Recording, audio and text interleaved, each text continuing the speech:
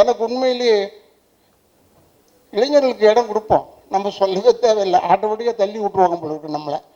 அவ்வளோ பேர் இப்போ வந்தவன் பேர் வில்லன் செய்கிறேன்னு சொல்லிட்டான். இப்போ நமக்கு ஒரு சின்ன கிரேடு கொடுத்துருக்காங்க, அது அவனுக்கு தெரியல.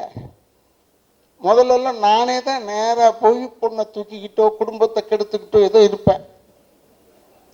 இப்போ அது கிடையாது, ஆர்டர் பண்ணுறது தான்.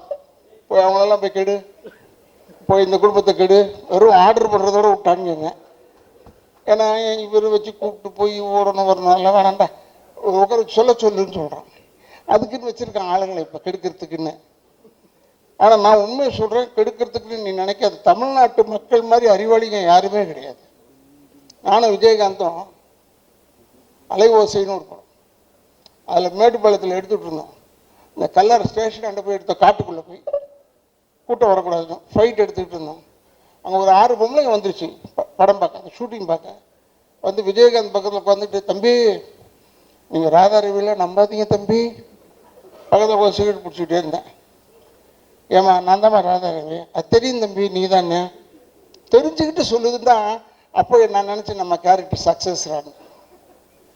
அப்பாடா பயப்படுறாங்களே அந்த அளவுக்கு. அது ஏன்னா PS வீரப்பண்ணனை பற்றி சொல்லியிருக்காங்க, நம்பியார் சாமியை பற்றி சொல்லியிருக்காங்க, எங்கள் அப்பாவெல்லாம் பற்றிலாம் சொல்லியிருக்காங்க. பட் நம்மளை பற்றி இப்படி நேரம் சொல்லும் போது எனக்கு பெரிய சந்தோஷம்.